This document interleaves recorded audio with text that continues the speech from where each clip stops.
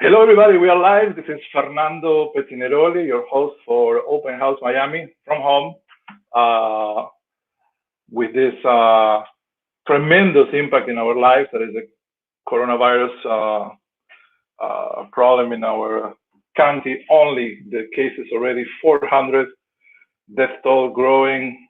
Uh, it seems not being able to stop. I still see people not following social distancing on the street. In fact, the Miami-Dade mayor just announced that the police will begin to crack down on business, residents violating social distance rules. In the meanwhile, the debate continues about ships that are about to arrive in Fort Lauderdale on the end of March and the beginning of April, with several active cases of coronavirus. And I wanted to bring today to the show Dr. Eric Reznik uh, because it's such a difficult time for everybody. How are you, Doctor? Hello, how are you? Very good, very good. Really looking for some wisdom at this point, I guess, because it's hard to for all of us to deal with this uncharted territory. Uh, Well, all we see are very scary videos coming from China, coming from Italy, and we worry that this will be our life in 2 or 3 weeks from today. Uh, Voluntary staying at home right now. Now we see on the street right now is 6:03 p.m. in Miami. I still see people in boats behind me. I see uh, traffic in Collins, which is it shouldn't happen right now already with all this, with 400 cases on active. Um, but I wanted to ask you how, as a professional, as a psychologist, how do you are receiving right now this impact? What's the impact that you're getting in your patients? What are you seeing? Well, surprisingly, it's more common than I expected. Actually, believe it or not, they're handling pretty well. At least my patients are. But I Hmm. think people in general are not handling it quite well. Our life isn't going to change whether you like it or not. Things are going to be completely different. Um, Maybe it's a kind of reset button for our society to go back and to rethink our lives and how we live our life in general. You think about all the anxiety that's going on. We sort of create our anxiety. So, in terms of impact, it's definitely a huge impact in our society and how we feel and how we approach lives. Look outside; it's completely different. The good thing is there's no traffic when you drive, but on the other hand, there's anxiety within each individual. Yeah. I've been watching friends and people really worried. Actually, a friend on the hospital with anxiety. Um, Worried about pre-existing conditions, worried about what is going to happen. Uh, I believe also the cabin fever is starting to affect a lot of people. That is like, you can't. It's dangerous even to go out with a dog because somebody approach you desperately to talk. There's no way to stop it. Uh, how do we deal with this? Well, cabin fever hasn't happened yet. It might happen in a little bit.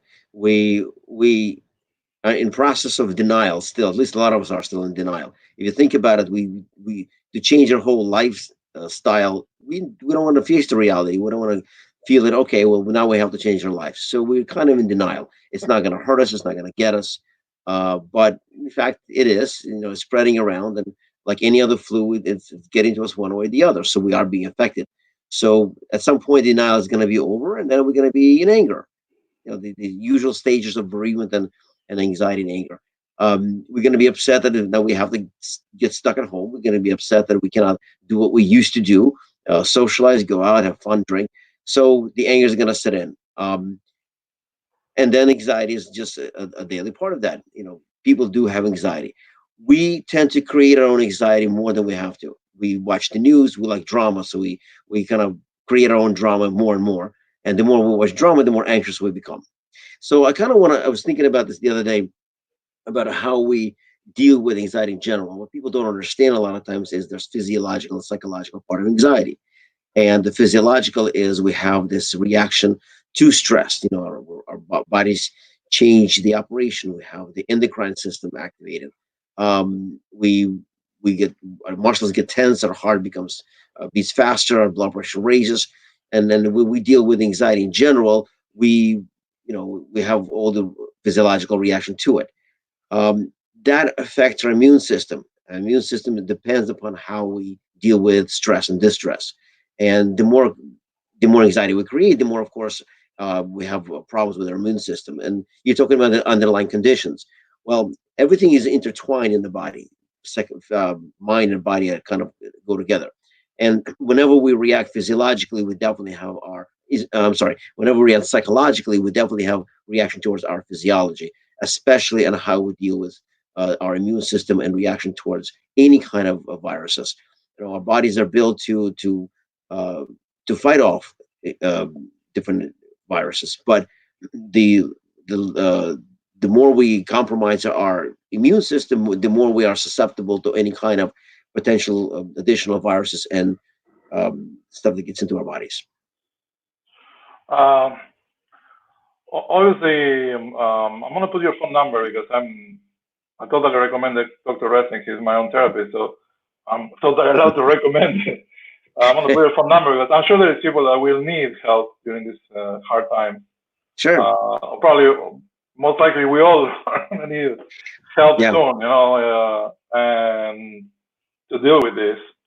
I was talking this morning with Sensei Oscar Garcia in Argentina. That he says that China was able to start the recovery faster because of their Confucianism philosophy, and that our worst enemy precisely is our individualism. That we don't want to be told what to do. We don't want to be told to stay home. We don't want to be told not don't want to work. And how do you see this? Is that correct? I'm sorry. Do you Yeah. believe it's a good tune-in, a good interpretation?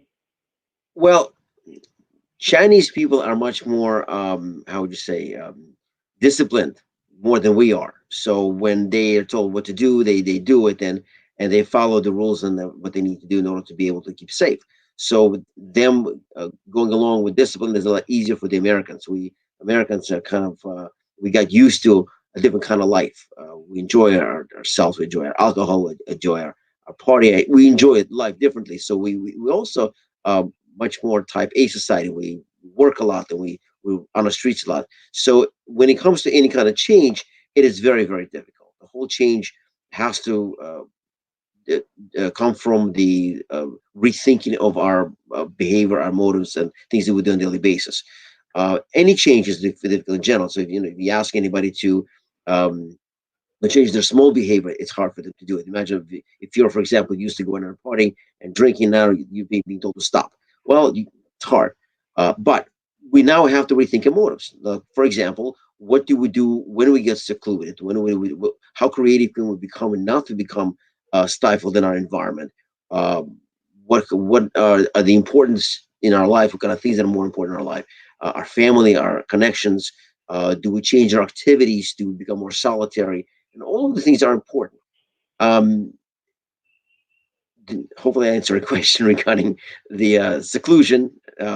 It's a very difficult thought, but it must be done. It should be done. Our lives can't stop. We have to continue living. We have to continue having business and economy, and we have to continue to live. It's just how we're going to do this is going to be a little bit different to do so. For example, it's a good thing that we have media. We're now at the technological age Right. where we can use media at the highest level. And when in the past we used to complain that, oh, our kids too much play video games or too much on Facebook and do all the too much of those things. Well, we have to do this now. We kind of have to figure, well, we do connect to other people. How? Well, through maybe social media, and hopefully for better things than the worst things. So that may be one of the changes. The internet is another important resource. It gives us so much information of what we can do with ourselves as well. It gives us activities, and maybe we should go on and to take a look at the activity to suggest. Maybe we can rethink our businesses, how we're going to run our businesses, maybe online rather than live. So yeah, change has to come. We'll have to deal with it. Changes to come, no doubt. Yeah. Oh, I was thinking precisely the other day, what changes will it leave coronavirus to hopefully the majority that will continue to enjoy life. uh, the many changes that will come back after, like for example, as you said, the acceptance of working from home is partially accepted right now. It might become probably a new trend, like a lot stronger. Uh, Maybe a trend. Oh, it may be just a new way of doing things. Yeah. Look, social contact is important, whether you like it or not. Right now, we're communicating over the internet, and this is kind of social contact. Correct. Some business, some negotiation may have to be uh, gone that way as well. I mean, think of the environmental change. Think of the worst thing possible. Let's say it is such an epidemic that it does kill a lot of people, and we really cannot walk out of the house and be able to survive as a human race. How do we change? How do we now don't panic and then do different activities? We would have to do this. Well, humankind can do this. We've done this before. We have to change, and now we have to do it again. It's kind of a different reset button. I'm going to ask you a question that most of women hate when I propose this question. I have Okay. already several complainers about me asking this, but I will because being together, working in the house, uh, the kids are at home 24/7, no school, no activity. Basically, you face your most loved ones permanently, and they have to deal with you too all the time at home. I'm going to ask you what are the best tips to keep sanity in this moment, keep control and keep everything flowing nicely. But before I want to invite you to make questions online, is Lillian Brotter is saying hello in Facebook. Thank you, Lillian. Um, Tomorrow, believe it or not, Doctor, even the crime map is changing. So we're bringing tomorrow the Chief of Police, Chief Snyder, will be here tomorrow with us to talk about the new concerns that we need to be watching in a moment like this, because even criminals change their behavior, what they do. So they're observing, the police is watching, is observing what's going on. I'm going to have him tomorrow to talk about that, give us some tips. But now, coming back to life at home, what are the best tips you can give people that have now that is everybody together and usually in a small space, because we live in a city and we usually live in small spaces. Now, what's the best tips for females and males? Well, not to divide between females and men, so much as family members, because everybody's got to have a different role and how things are going to be. For example, it's you're now crammed in one space. No more school. Now I have to teach college online. Maybe some of the other people have to do things online as well. So you're at home 24/7. The first thing is going to come. You really have to redefine your relationship. Hopefully things are pretty good, and hopefully um, when you start being with each other close enough, you're not going to go to catastrophe. If the relationship isn't good, then you may have to go back to therapy and change that part as well. But one of the interesting parts would be is if you structure it differently. For example, you know how Saturday, Sunday, wake up. What am I supposed to do? I don't know. Eat breakfast, maybe watch TV, maybe go out, maybe. So the day becomes lazy, becomes unproductive. Sometimes it is productive, but you cannot make a Saturday a Sunday every day. So you have to change your structure of a day. What kind of things do you do in the morning? Do what kind of things haven't been done? For example, school is going to be online. Okay, so kids are going to be involved doing school. What is your role? Are you going to be assisting? Are you going to be helping? Are there any other things you can do? Um, there will come a time where you kind of get sort of sick of each other, maybe, hopefully not, but you may. And therefore, in that situation, you may have to find other things to do or separate into other activities, not to get on each other's nerves. Maybe to listen to each other a little bit more. Um, Maybe have a different conversation. All of these are going to become very important. And so when your day becomes structured in many ways, it goes smoother, better. You will have time for the family. You will have time for work. You would have time for education. And it doesn't mean you're going to be stuck in a house all day long. We're not in complete quarantine. I mean, we can walk out of the house. We can take a walk. Again, that would maybe be very important as well. Think about it. You need a fresh air. You need to see sun. You need to walk around. Even though you keep the social distance from other people, with your family, you can still have incredible time. For example, uh, we have a dog, so me and my wife are taking walks in the evening together with a dog, and that helps us to connect better, to talk to each other better, to do a lot of things better. Um, you know, then we have a movie time. Then we sit down, we do our chores. Then we sit down, we do our work. All those things have a place within the family, within time. The more you have sort of responsibility, the more you focus on those things, and then you have your family time. So when the bickering comes into play, whenever you get on each other's nerves, well, you have responsibilities to refocus on. That may help you. It's not a solution completely, but it is maybe sort of a way to look at it, the way you would structure your days. Not to I make it a Saturday or Sunday every day. I was thinking the other day, I recorded and then I forgot to edit it in one of the videos for real estate, that maybe this coronavirus is a call of attention to either start a new life or improve the life that you already have, make it better, Yeah. might end up quickly. You don't know how Yeah. long we're going to be here. So it might end up anytime. So why Yeah, not you make it might have to better, right? rethink long term. Exactly. Exactly. So here's something interesting. Imagine if you were sent to outer space. Okay, you were leaving a space station. You can't really walk outside. There's no air, so to speak, and you kind of have to change the way you interact completely. So that's a closed environment, much like would be your home, closed environment. What do you do? What kind of things can you do in that environment in order to improve your relation with communication? And look, it might take some effort because we're not used to this. Whenever there's a conflict, we tend to run out of the house and do something, go to the bar, we get drunk, or do some kind of activity just not to be with the other person when you argue. Well, guess what? Can't do that no more. Now Okay. you have to figure out a way of how to change communication, how to be with each other differently, maybe resolve issues a little bit differently as well. That may be a significant change in how we, uh, be with families. And if you need help, call Dr. Reznik. What's your phone number? Yeah, if you can communicate, call me. I'll help you. 954-367 6261, right? Yeah.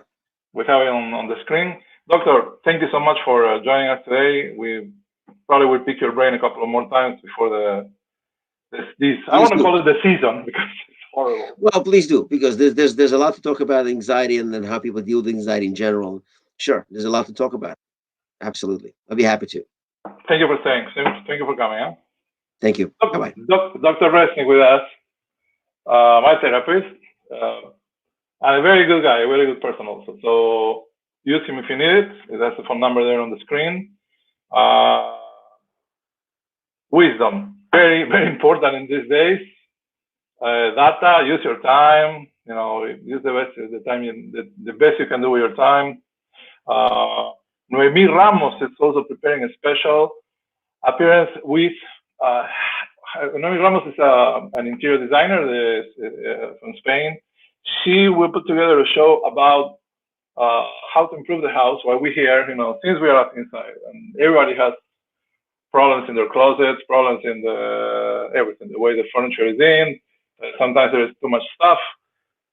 I call Noemi and I'll ask her, listen, Noemi, prepare a show about what to do to improve our life while we are inside, because this can be for several weeks, and now there is no excuse. We are here, right? We're inside, so it's easy to take some time off of whatever else you were doing in the computer or working or whatever, and using it to improve your lifestyle in your own home. So Noemi Ramos is going to be here soon. I want to invite you for tomorrow. Chief Snyder, exclusive for Open House Miami, will give us the tips on the new issues we need to be aware of during the coronavirus crisis. Here at 6 p.m. tomorrow with us live. And obviously all the coronavirus titles are running over whatever that has to do with the real estate markets that are right now with movement in the very, very high-end segment, with some cash buyers in town buying or trying to buy large properties above the $10 million. It's happening right now, but we don't know if it's going to happen or close or what's going to happen in 3 weeks. So the markets are more or less in a standby position. Prices going down very, very, very fast. I was watching today. Price reductions are leading the trend in the entire MLS, especially in our area. prices are being reduced substantially, between 10 and 20% in many properties. Foreign sellers paying attention also because they have the same problem at home. So they're paying attention seriously about liquidating assets in the US amid the coronavirus crisis and bring the money, repatriate their money back to their countries to help their business to start up again. So buyers need to be, right now, if you were in the market to buy before this, now you have to be running to the bank to see if you can qualify for a loan, because nobody knows for how long the banks will continue lending in this rate. Most likely, the government will give to banks, they will use it to rebuy their own shares. Since the shares are so cheap now for them, they're below book value. So don't expect that there will be a cataract or lending, probably will not. Probably lending will be very limited. So if you still have the capability, the credit, and the income to show that you can buy, use it now. Use it now. Call your mortgage broker, call your banker, call your loan officer, make an application, and see how far you can go, because it might not last forever. Opportunities on the market, plenty. The best deal today in San Yas, $189,000 for a one-bedroom in Ocean View. A beautiful unit, 1,000 square feet, low impact in condo association fees, low taxes, 189,000. You can call me to 786-505-4007 at any time for any properties that you might be thinking about selling or buying. We work in 22 countries, so we have people working every single language available at our office. I am Fernando Petiniroli, closing for today. Open House Miami. Hopefully tomorrow we meet at 6 p.m.